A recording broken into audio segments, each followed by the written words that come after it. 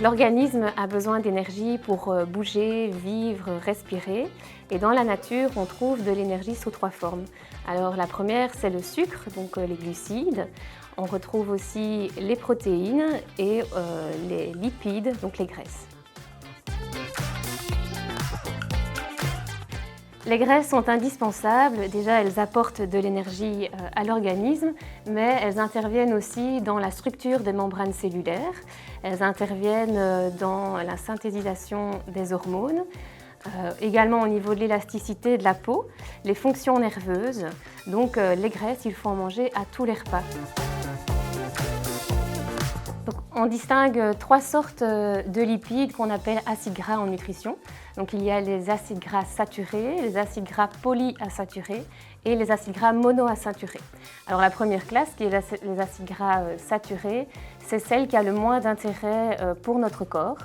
Elles donnent de l'énergie, certes, elles viennent aider aussi à l'élasticité de la peau, mais il y a surtout un problème quand on en consomme de trop, puisque les études révèlent en fait que quand on a un excès d'acides gras saturés, on a plus de risques d'obésité, mais aussi de maladies cardiovasculaires. Ces graisses-là, on les retrouve dans tout ce qui est graisse animale, donc le beurre, les margarines, le blanc de bœuf, les viandes grasses, charcuteries grasses, mais aussi dans certaines huiles végétales, comme l'huile de maïs, l'huile de palme, l'huile de coco. Ensuite, on a la classe des acides gras monoinsaturés. Ces graisses-là, on les retrouve notamment dans la viande blanche et dans presque tous les corps gras. Alors, ces graisses, elles vont aider à l'élasticité de la peau. Elles sont aussi des précurseurs de certaines hormones et interviennent également dans le système nerveux. Ces graisses-là, elles ne sont pas indispensables dans notre assiette, bien qu'elles soient facilement présentes, parce que l'organisme est capable d'en synthétiser à base d'autres acides gras. Et puis dernière classe, la plus importante, ce sont les acides gras polyinsaturés. Donc là, on retrouve les fameux oméga 3, oméga 6. Et il y a un type d'oméga 3 et un type d'oméga 6 qui sont essentiels. Donc essentiels en nutrition, ça veut dire qu'on n'est pas capable de les synthétiser par nous-mêmes. Donc que si on n'en ingère pas, d'office, ce sera en carence dans notre organisme. On retrouve ces acides gras dans l'huile de colza, l'huile de noix, l'huile de chanvre, l'huile de pépins de raisin, mais aussi dans les œufs, dans le poisson gras, dans les fruits oléagineux et dans les avocats. Ces acides gras permettent de diminuer l'absorption du mauvais cholestérol, diminuer aussi le risque de maladies cardiovasculaires, permettent d'entretenir la mémoire, l'élasticité de la peau et ont des propriétés anti-inflammatoires non négligeables. Dans la poêle, on privilégie l'huile d'olive puisqu'elle résiste assez bien à la chaleur.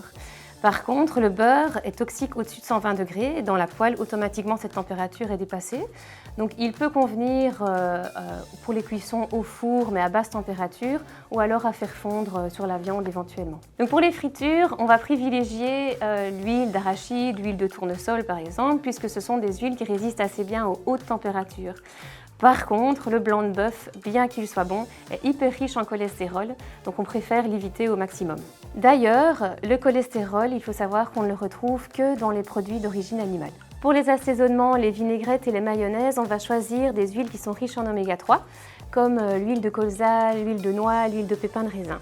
Attention que ces huiles doivent se conserver au frigo et il faut bien les choisir. Donc en fait, sur la bouteille, il y a une petite mention extraite de première pression à froid. Cette mention est très importante parce que si elle n'apparaît pas sur la bouteille, c'est que l'huile a été extraite à chaud et donc que les oméga 3 ont été dénaturés. Donc là, l'huile n'a plus vraiment d'intérêt. L'huile de coco en fait a le même profil lipidique que l'huile de palme, ce qui veut dire qu'elle est assez riche en acides gras saturés. Alors elle fait le buzz sur les réseaux sociaux parce que c'est une huile qui à température ambiante est à l'état solide, ce qui permet finalement de bien remplacer le beurre dans les préparations véganes. Par contre, vu qu'elle est riche en acides gras saturés, alors on est dans la première classe là, des acides gras, les acides gras qui sont mauvais pour la santé et qui, à l'excès, favorisent le risque de maladies cardiovasculaires et d'obésité. Alors la première conclusion que je ferais, c'est qu'il ne faut pas croire tout ce qui passe évidemment sur les réseaux sociaux, la preuve avec l'huile de coco. Ensuite, c'est que l'excès nuit en tout. Donc en alimentation, en nutrition en tout cas, il n'y a pas d'interdit alimentaire, on peut manger de tout. mais en bonne quantité et avec modération. Et pour finir, j'espère que cette vidéo vous aura réconcilié avec les graisses, car n'oubliez pas, le gras, c'est la vie.